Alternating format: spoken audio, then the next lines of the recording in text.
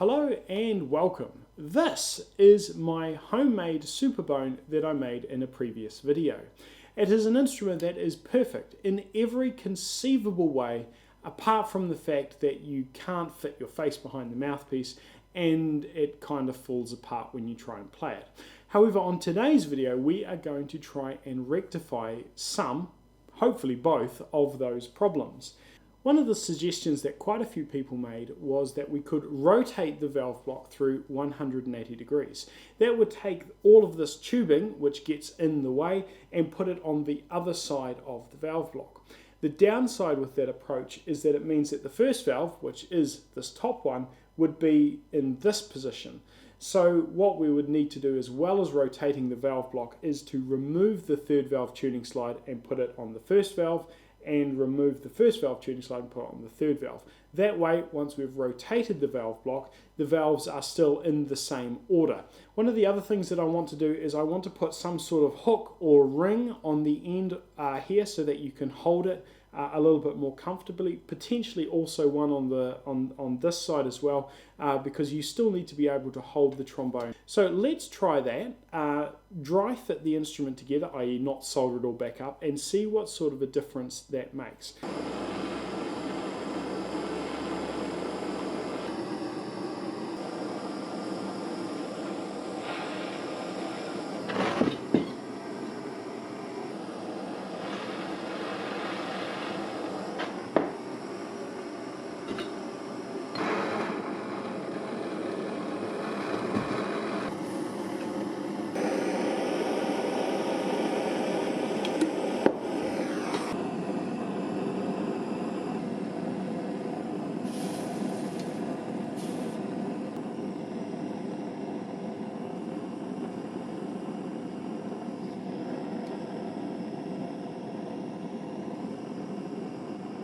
Where we're at the moment is I have my valve section reassembled.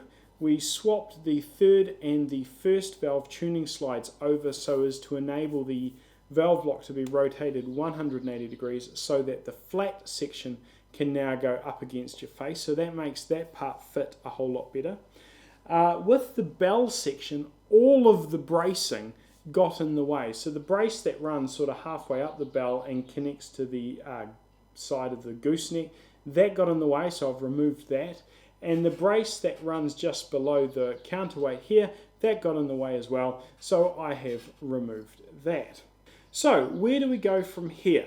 Well, I think the most important thing is to try and get some structural stability back in the instrument, and that's just going to be simply by soldering the joints together. So there's a solder joint here that needs to be done, one here, and then I need to work out what I'm going to do with this brace here. It's going to be important that I put some structural stability in this because the whole thing is very weebly wobbly.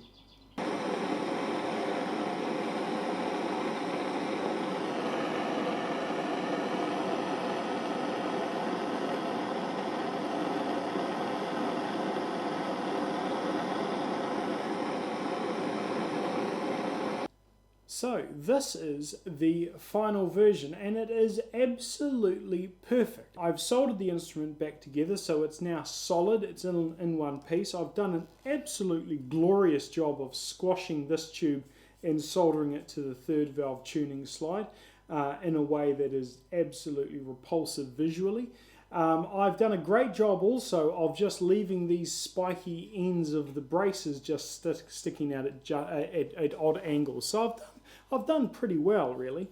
From a holding perspective, the instrument, it would score, I'd say, a solid 1 out of 10 now, which is a big step up from where it was.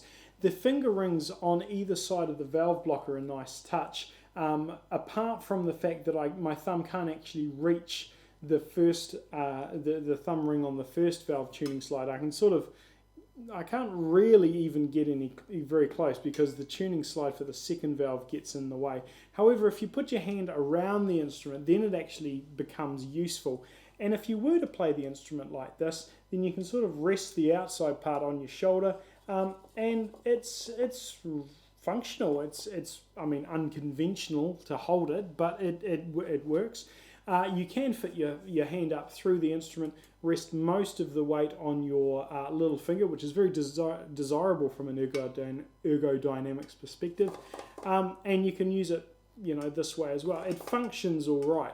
From a playing perspective, it's exactly the same as it was before, except it's just a little bit more convenient because you can hold it properly.